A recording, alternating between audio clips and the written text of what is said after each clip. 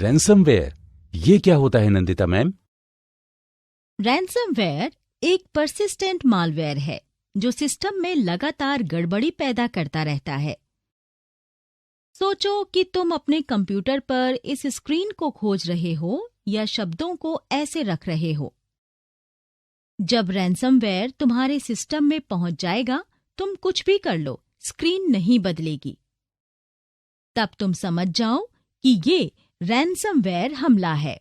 जब आपको ये महसूस हो कि आपने चेतावनी को लगातार अनदेखा किया था और सिस्टम का बैकअप नहीं लिया था, तो बहुत बुरा लगता है। ऐसे मामलों में आपके पास सिर्फ एक विकल्प बचता है, अपराधी की मांगों को स्वीकार करना। आमतौर पर रैंसमवेयर किसी सिस्टम में एक मैलिशियस ईमेल अटैचमेंट, एक इन्फेक्टेड सॉफ्टवेयर डाउनलोड और मैलिशियस वेबसाइट या लिंक के जरिए इंस्टॉल किया जाता है।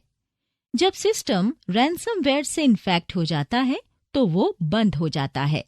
उपयोगकर्ताओं की फाइल्स एन्क्रिप्ट हो जाती हैं या कंप्यूटर की मुख्य विशेषताओं तक उपयोगकर्ता की पहुंच को प्रतिबंधित कर दिया जाता है।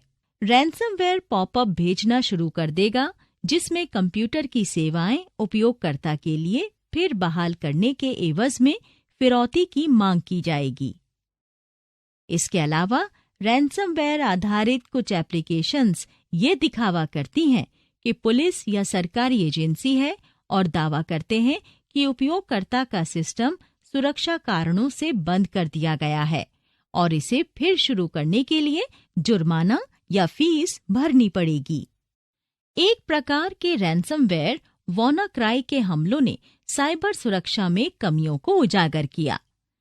ये अभी हाल ही की घटनाएं हैं। इसने भारत के सबसे बड़े container port Jawaharlal Nehru port trust या आसान शब्दों में JNPT पर हमला कर दिया था। 3 में से एक टर्मिनल का कामकाज प्रभावित हुआ था। ये हमला वैश्विक स्तर पर एक बड़े रैंसमवेयर हमले का हिस्सा था, जिसने तमाम रूसी तेल कंपनियों, यूक्रेन के बैंकों और यूरोप की बहुराष्ट्रीय कंपनियों, संक्षेप में MNCs का कामकाज बंद कर दिया था। हालात को सामान्य करने में काफी वक्त और मेहनत लगी। इससे पता चल गया कि इतने बड़े स्तर पर रैंसमवेयर हमले के लिए कृत संकल्पित हमलावरों को काफी सामंजस्य बनाना पड़ा होगा। वैश्विक स्तर के संस्थानों या महत्वपूर्ण सूचना संरचना को नुकसान पहुंचाने के लिए सुरक्षा को लेकर उठाए गए तमाम सर्वोत्तम उपायों के बावजूद। रैंसमवेयर से बचने के लिए क्या करना चाहिए नंदिता मैम? जैसा कि हमने पहले चर्चा की, जरूरी है कि हम संदिग्ध फिशिंग ईमेल्स पर क्लिक न करें।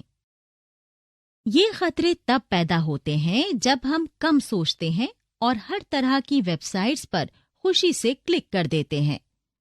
इन्हीं साइट से खतरे हमारे सिस्टम में पहुंचते हैं।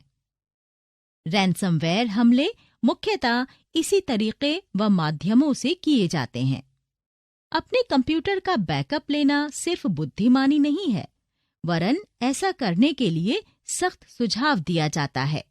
अगर तुम इस हमले का शिकार हो जाते हो तो तुम्हें सिर्फ ये करना है कि जो ड्राइव इन्फेक्ट हुई है उसे मिटा दो या हटा दो या फॉर्मेट कर दो और अपने बैकअप से फाइल्स को फिर से लोड कर लो। तो हमें सिस्टम का बैकअप भी जरूर रखना चाहिए। हाँ, पर तुम्हें अंदरूनी खतरों और हमलों से भी सावधान रहना चाहिए।